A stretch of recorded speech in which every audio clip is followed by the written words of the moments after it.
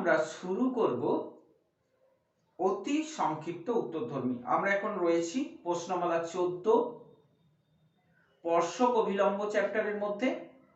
সেখানে এখন শুরু করব অতি সংক্ষিপ্ত উত্তরধর্মী যে প্রশ্নগুলো রয়েছে এখানে, তার সমাধান সংকেত কিভাবে দেওয়া যায়। মানে সমাধান সংকেত বলছি আমি, কারণ আমি কিন্তু সবসময় বলেছি আমি শুধু পথটা দেখিয়ে দেব, সেই পথ ধরে চলার দায়িত্ব তোমাকে নিতে হবে। সেই পথ ধরে চলতে গিয়ে কোনো ভুল কিন্তু করলে হবে না, ঠিক আছে?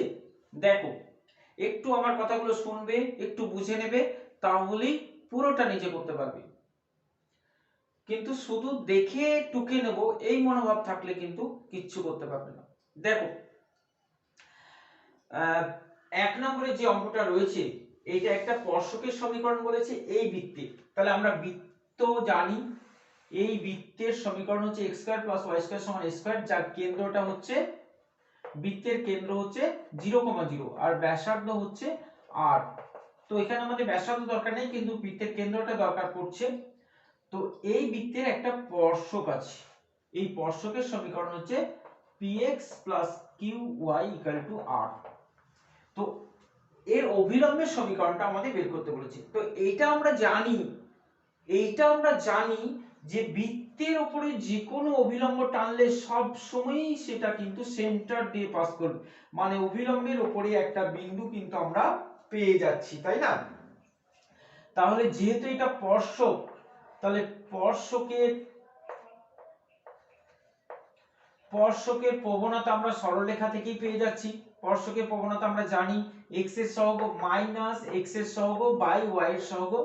যেহেতু এটা সাধারণ আকারে সরলরেখা আছে, স্পর্শকের সমীকরণ, স্পর্শকের প্রবণতা হয়, মানে সরলরেখার প্রবণতা হয় মাইনাস a বাই b, মানে x এর সহগ বাই y এর সহগ। এটা তোমরা ক্লাস 11 এই শিখেছিলে। তো এটা স্পর্শকের প্রবণতা, আমাদের বার করতে হবে অভিলম্ব। তাহলে অভিলম্বের প্রবণতা কি হবে, কি বলেছি? স্পর্শকের প্রবণতার অনন্যকের নেগেটিভ সাইন। তাহলে এটা অনন্যকের উল্টো সাইন দিতে হবে। তাহলে কি হবে, এটা q/p হবে আমাদের অভিলম্বের প্রবণতা। আর অভিলম্বটা 0 0 বিন্দুগামী, এই বিন্দুটা আমরা পাচ্ছি না, কিন্তু একটা বিন্দুতে পেয়ে গেছি 0 0 বিন্দুগামী। তাহলে 0 0 বিন্দুগামী আর এই প্রবণতা দিয়ে অভিলম্বের সমীকরণ আমরা বার করতে পারবো। তাহলে অভিলম্বের সমীকরণ হবে, ভালো করে দেখো, y - y1, এটা x1 এটা y1, 0 সমান প্রবণতা মানে m x - x1, ঠিক আছে? তাহলে এটাই অভিলম্বের সমীকরণ। এটাকে একটু সরল করে আমরা সাধারণ আকারে প্রকাশ করে দেব। তাহলে py হচ্ছে qx, আর একটু আকারে লিখলে হবে, কারণ সবসময় সাধারণ আকার মানে x আগে, তারপরে y, তারপরে ধ্রুবক সংখ্যা। তাহলে qx - py = 0। তাহলে এটাই হবে আমাদের অভিলম্বের সমীকরণ, ঠিক আছে? তারপরে দেখো দুয়েরটা ঠিক একের মতোই হবে, শুধু বৃত্তের সমীকরণটা আমাদের এখানে আলাদা দিয়েছি। তো এটা হচ্ছে বৃত্তের সাধারণ আকারের সমীকরণ। আমরা জানি এই বৃত্তটার কেন্দ্র হচ্ছে -g, -a, আর ব্যাসার্ধ হচ্ছে √g² + f² - c, যেটা আমাদের এখানে লাগবে না, আমাদের কেন্দ্রটা দরকার পড়বে। কারণ এখানে একটা স্পর্শক আছে, স্পর্শকের সমীকরণ এখানে দেওয়া আছে, আর এর অভিলম্বের সমীকরণটা আমাদের বের করতে হবে যা কেন্দ্রের উপর দিয়ে যাবে, ঠিক আছে? তাহলে আমরা একই ভাবে বার করতে পারবো। এই যে সরলরেখা দেওয়া রয়েছে, এই সরলরেখার প্রবণতা হচ্ছে কি বললাম, -a/b, মানে x এর সহগ বাই m, এটা হলো এই সরলরেখার প্রবণতা। তাহলে এই সরলরেখার প্রবণতা এটা, তাহলে আমাদের তো অভিলম্বের সমীকরণ বের করতে হবে। তাহলে অভিলম্বের প্রবণতা হবে, অভিলম্বের প্রবণতা মানে m হচ্ছে কি হবে, এটার অনন্যকের অপোজিট সাইন। তাহলে m/l, মাইনাস ছিল প্লাস হয়ে গেল, ঠিক আছে? তাহলে এটাই হচ্ছে অভিলম্বের প্রবণতা, আর অভিলম্বটা হচ্ছে -g - a বিন্দুগামী। তাহলে -g - a বিন্দুগামী অভিলম্বের সমীকরণ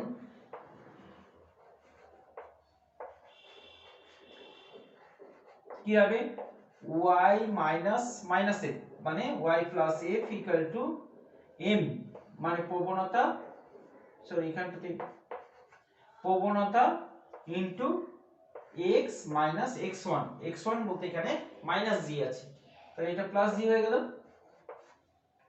ঠিক আছে তাহলে সমীকরণটা হবে ey সরি এটা l তাহলে সমীকরণটা হবে ly প্লাস lf সমান mx প্লাস mg একটু সাজিয়ে লিখলে আমরা পাবো mx minus ly mx minus ly equal to lf minus mg এটাই হবে আমাদের অভিলম্বের সমীকরণ ঠিক আছে তারপরে দেখো 3 নম্বর প্রশ্নটা একবার পড়ে নেবে সব সময় বলেছি বই সামনে রাখবে এখানে দেখো একটা সমীকরণ দেওয়া আছে এটা হচ্ছে একটা উপবৃত্তের সমীকরণ বলেছি এই উপবৃত্তের কোন বিন্দুতে স্পর্শক x অক্ষের সমান্তরাল তো কোন বিন্দুতে আমাদের বিন্দুটাকে বের করতে বলেছি তো এখান থেকে আমরা dy dx এর মানটা বের করতে পারবো তাহলে উভয় পক্ষকে x এর সাপেক্ষে যদি অবকলন করে দিই x এর সাপেক্ষে অবকলন করে আমরা পাবো 8x plus 18y into dy dx সমান হচ্ছে 0 তাহলে আমরা এখান থেকে dy dx এর মানটা পেয়ে যাচ্ছি সমান হচ্ছে মাইনাস 8x বাই 18y তাই না 2 দিয়ে কাটলে হবে 4 বাই 4x বাই 9y এটা হচ্ছে এই উপবৃত্তের ওপর যে কোনো বিন্দুতে স্পর্শকের প্রবণতা যে কোনো বিন্দুতে স্পর্শকের প্রবণতা হচ্ছে এটা এখন আমাদের প্রশ্নটা দেওয়া আছে দেখো স্পর্শকের প্রবণতা দেওয়া আছে স্পর্শকের প্রবণতা কি বলেছে x স্পর্শকটা হচ্ছে x অক্ষের সমান্তরাল তাহলে x অক্ষের সমান্তরাল সরলরেখার প্রবণতা আমরা জানি x অক্ষের সমান্তরাল সরলরেখার প্রবণতা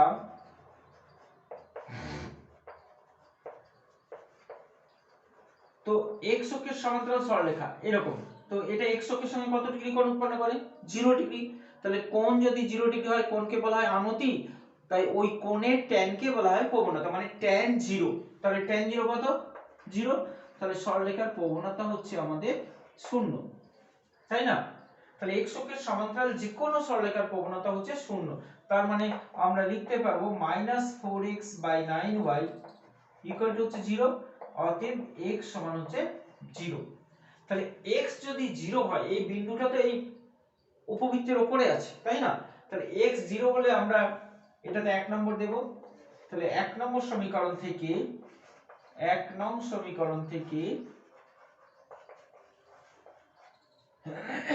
x ইকুয়াল টু 1 নম্বর সমীকরণ a x ইকুয়াল টু 0 বসিয়ে পাই কি পাবো দেখো x যদি 0 হয় তাহলে 9y স্কয়ার সমান হচ্ছে 36 তাহলে y ইকুয়াল টু হচ্ছে 4 9 36 প্লাস মাইনাস 2 তাহলে দুটো বিন্দু পাচ্ছি আমরা দুটো বিন্দুতে স্পর্শক হবে x অক্ষের সমান্তরাল তাহলে দুটো বিন্দু পেয়েছি তাহলে বিন্দু দুটি হবে তাহলে উত্তরটা আরেকবার লিখে দেবে অতএব বিন্দু দুটি হবে তাহলে বিন্দু দুটি হবে 1 নম্বর প্রশ্নের উত্তর এটা দুটো প্রশ্ন আছে এখানে তাহলে বিন্দু দুটি হবে একটা হচ্ছে 0 টু 0 প্লাস মাইনাস 2 এটা হবে x অক্ষের সমান্তরাল সরলরেখার যে দুটো বিন্দুতে স্পর্শক x অক্ষের সমান্তরাল আর একটা ওখানে প্রশ্ন আছে দেখো যে বিন্দুতে স্পর্শক x অক্ষের উপর লম্ব তো প্রবণতা আমরা পেয়ে গেছি তাহলে আরেকবার লিখব স্পর্শক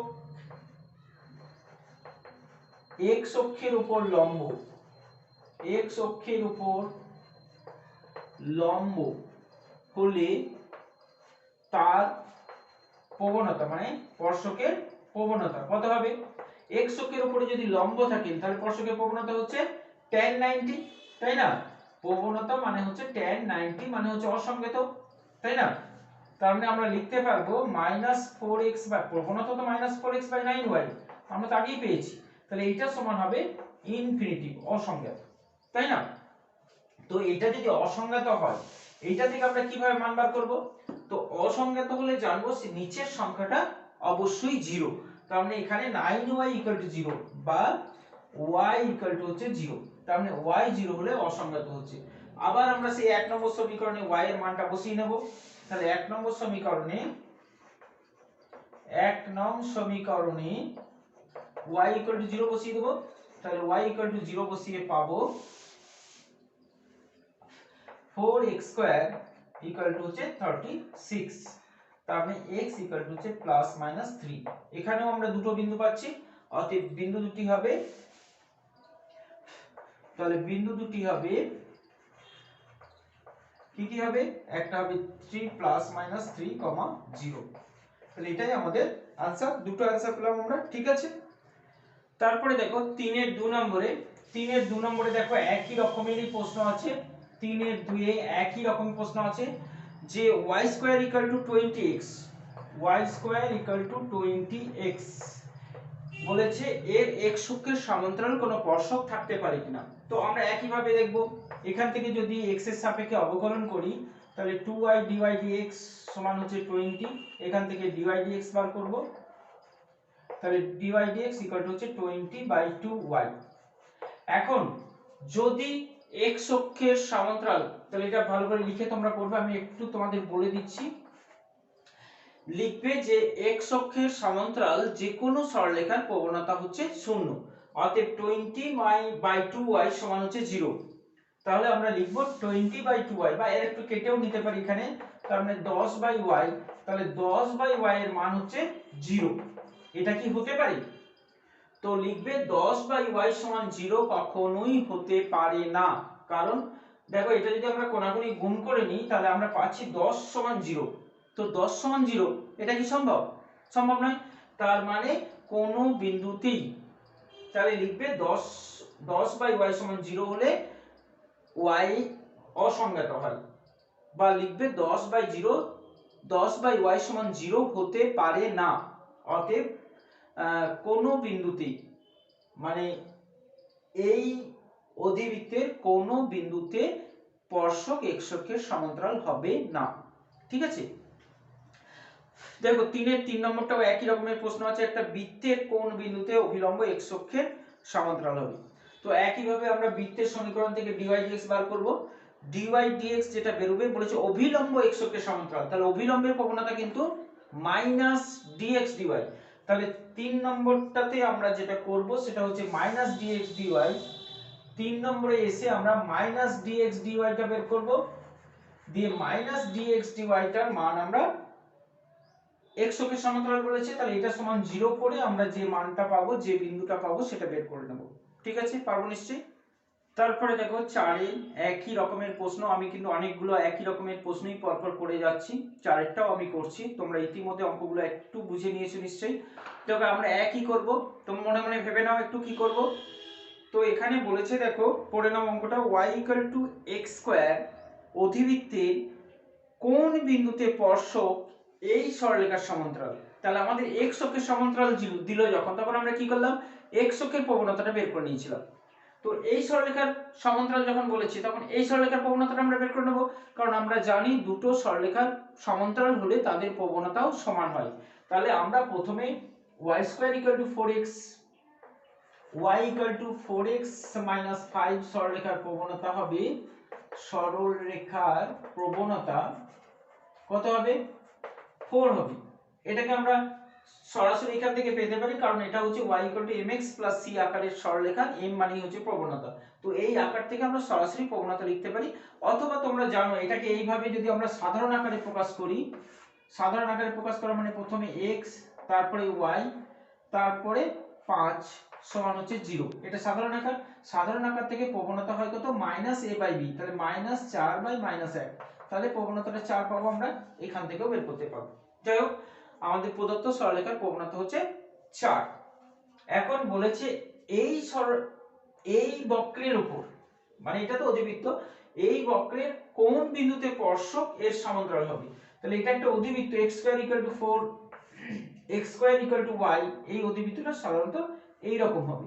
তো এই অধিবৃত্তের কোন বিন্দুতে y square y equal to 4x, ধরো ওয়াই ইকুয়াল টু 4x এখানে একটা সরলরেখা আছে, তো এই কোন বিন্দুতে এর সমান্তরাল হবে সেটা আমাদের বের করতে বলেছে।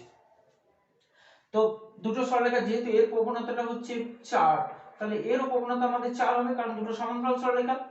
তাহলে আমরা এখান থেকেও প্রবণতা বের করতে পারি, লিখবো x এর সাপেক্ষে অবকলন করে পাই, x এর সাপেক্ষে অবকলন করে পাই dy dx 2x। তাহলে যেহেতু এর প্রবণতা এই সরলরেখার প্রবণতার সঙ্গে সমান হবে, তাহলে শর্ততে আমরা লিখতে পারবো, কি লিখতে পারবো, 2x সমান হচ্ছে 4, তার মানে x সমান হচ্ছে 2। এবার এখানে একটি ভুল কিন্তু সবাই করে ফেলে। তো x সমান 2, এখন y টা বের করতে হবে, যেহেতু আমাদের বিন্দু স্থানাঙ্ক বের করতে বলেছে, y টা কি আমরা এখান থেকে বের করতে পারবো?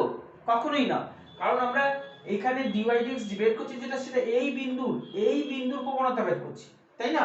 তাহলে এই বিন্দুটা নিশ্চয়ই এই সরলরেখার উপর নেই, তাহলে এই সরলরেখা বলতে এইটা, তো এই সরলরেখার উপর নিশ্চয়ই এই বিন্দুটা নেই, অতএব 2টাকে আমরা এখানে বসাতে পারবো না। ক্লিয়ার? তাহলে এই 2টা আমরা এইখানে বসিয়ে 2 এর থেকে আমরা y এর মানটা বার করব। তাহলে 1 নং সমীকরণে নাম্বারটা দিয়ে দেবে, 1 নম্বরটা অবশ্যই দেওয়া থাকবে, x 2 বসিয়ে নেব, তাহলে y হচ্ছে 4, অতএব 2,4 বিন্দুতে স্পর্শক প্রদত্ত সরলরেখার সমান্তরাল হবে, প্রদত্ত সরলরেখার সমান্তরাল হবে। বুঝে গেছে? দেখো 4 নম্বর পড়ে নাও একবার, xy c² পরাবৃত্তের উপর কোন বিন্দুতে তার অভিলম্ব x + t²y 2c সরলরেখার উপর লম্ব। তাহলে এইটা হচ্ছে একটা সমপরাবৃত্ত, তো এই সমপরাবৃত্তের কোন বিন্দুতে লম্ব এই সরলরেখার উপরে লম্ব হবে, অভিলম্বটা এই সরলরেখার অভিলম্ব, এই পরাবৃত্তের উপর অভিলম্ব এই সরলরেখার উপর লম্ব হবে। তাহলে দেখো আমরা সেই একই ভাবেই করব, একই জিনিস করব, এখান থেকে আমরা dy dx বার করব, কারণ বক্রের স্পর্শকের প্রবণতা আমাদের dy dx বার করব। তাহলে প্রথমে dy dx বার করছি, তাহলে x dy dx plus y সমান হচ্ছে 0, তাহলে dy dx সমান পাচ্ছি আমরা -y/x। ভুল করবে না কিন্তু, এটা হচ্ছে স্পর্শকের প্রবণতা, dy dx মানে হচ্ছে সবসময় স্পর্শকের প্রবণতা, আর আমাদের চেয়েছে অভিলম্বের প্রবণতা। তাহলে আমরা লিখব অতএব অভিলম্বের প্রবণতা কি হবে, এইটা কি বলেছি, অনন্যকে অপোজিট সাইন, তাহলে x/y, এটা হলো অভিলম্বের প্রবণতা। আর যে সরলরেখাটা আমাদের দেওয়া রয়েছে, তো এই সরলরেখাটাকে আমরা প্রথমে সাধারণ আকারে প্রকাশ করলে এরকম পাবো, x - t²y সমান হচ্ছে 2c। তাহলে এই সরলরেখার প্রবণতা হবে,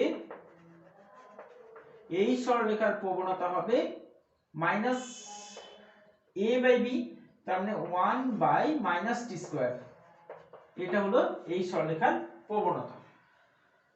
যেহেতু ওরা পরস্পর লম্ব, কারণ এই অভিলম্বটা এই সরলরেখার উপরে লম্ব, তাহলে এর প্রবণতা আর অভিলম্বের প্রবণতার গুণফল হবে -1।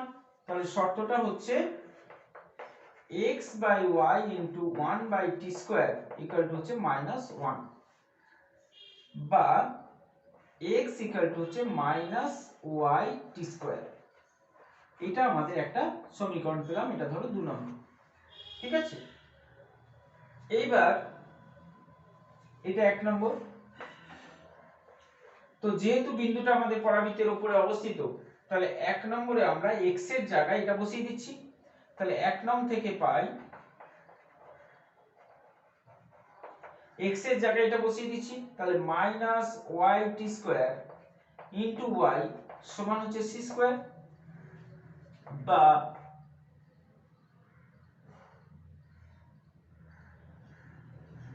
y²t² সমান হচ্ছে -c², y²t² সমান হচ্ছে -c²। নেগেটিভ চলে আসছে, কোথায় ভুল করে ফেলেছি আরেকবার মিলিয়ে নিই। x প্লাস টি স্কয়ার y, সরি এই সরলরেখাটা x plus T square y equal to 0, x plus ছিল তাহলে প্রবণতাটা আসবে এখানে মাইনাস আসবে, তাহলে এটাতে মাইনাস এটাতে প্লাস, তাহলে এটাতে প্লাস এটা প্লাস, ঠিক আছে। তাহলে y সমান আমরা পাচ্ছি plus minus C by T, এটা পেলাম y এর মান, ঠিক আছে। আমরা এখন 2 নম্বর সমীকরণ থেকে y এর মানটা বসিয়ে নেব। এখন 2 নম্বর সমীকরণে আমরা কিন্তু কেটে কেটে মান বসাবো, ঠিক আছে। যদি y সমান c বাই t হয় তাহলে y সমান যদি c বাই t হয় তাহলে x সমান হবে ct, আর y সমান যদি মাইনাস c বাই t হয় তাহলে x সমান হবে মাইনাস c বাই t, ঠিক আছে। তাহলে আমরা কেটে কেটে দুবার মানটা বসাবো, একবার প্লাস চিহ্ন দিয়ে একবার মাইনাস চিহ্ন দিয়ে দিয়ে স্থানাঙ্কটা বার করে দিতে পারবো, ঠিক আছে। নিশ্চয়ই এটা শেষ করতে পারবে নিজে, ওকে। তারপরে দেখো একইভাবে 4 এর 3 তোমরা নিজেরা করবে, আমি একটু বলে দিচ্ছি। দেখ একটা বক্রের 2 0 আর 3 0 বিন্দুতে অঙ্কিত স্পর্শক দুটি পরস্পর সমকোণে উৎপন্ন করে। তাহলে আমরা প্রথমে y = x square plus 5x plus 6, এই যে বক্রটা দেওয়া রয়েছে x square minus 5x, x square minus 5x plus 6, এই বক্রের প্রবণতা বের করে নেব। 2x মাইনাস 5 দিয়ে দুটো বিন্দুতে পরপর স্পর্শকের প্রবণতাটা বের করব। তাহলে এইভাবে লিখব dy dx, একটা বিন্দু দেওয়া আছে 2 0, এইরকম সিম্বল দিয়ে লিখব। তাহলে 2 0 মানে এটা 2 বসাবো, ঠিক আছে, এটা 2 বসাবো, তাহলে 2 2 4, 4 মাইনাস 5 মানে মাইনাস 1। আর একবার লিখব এবং dy dx এটা হচ্ছে 3 0, তাহলে 3 0 তে দেখো এখানে শূন্য বসানোর জায়গা নেই সেজন্য বসাচ্ছি না, এখানে শূন্য বসানোর কোনো জায়গাই নেই, তাহলে শূন্য আমরা বসাচ্ছি না, শুধু 3টা বসাচ্ছি। 3 2 6 মাইনাস 5 মানে হচ্ছে 1। তো এই দুটো পরস্পর এটা হচ্ছে স্পর্শকের প্রবণতা, এটা একটা স্পর্শকের প্রবণতা, দুটো স্পর্শক পরস্পর লম্ব হবে কখন, এগুলো তো প্রবণতা, যদি এদের গুণফল -1 হয়। তাহলে আমরা দেখাবো যে স্পর্শক দুটোর গুণফল হচ্ছে স্পর্শকের প্রবণতা দুটোর গুণফল -1, অতএব স্পর্শক দুটি পরস্পর লম্ব। নিশ্চয়ই এটা লিখতে পারবে।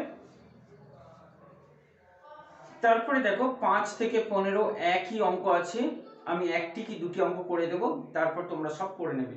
তো 5 নম্বরটা, তো প্রথমে আমাদের বলেছে একটা বক্র মানে এটা হচ্ছে অধিবৃত্ত, এর 1 2 বিন্দুতে স্পর্শকের সমীকরণ নির্ণয় করো। তাহলে আমরা প্রথমে dy dx বের করব। তাহলে 2y dy dx সমান হচ্ছে 4, dy dx সমান হচ্ছে 4/2y মানে 2/y। তারপরে এই বিন্দুতে বলেছে, তাহলে আমরা এটা লিখব dy dx 1, 2 সমান হচ্ছে 2/2 বসাবো y এর জায়গায়, তার মানে হচ্ছে 1 হলো। এটা পেলাম আমরা বক্রের স্পর্শকের প্রবণতা হচ্ছে 1, অতএব 1, 2 বিন্দুতে স্পর্শকের সমীকরণ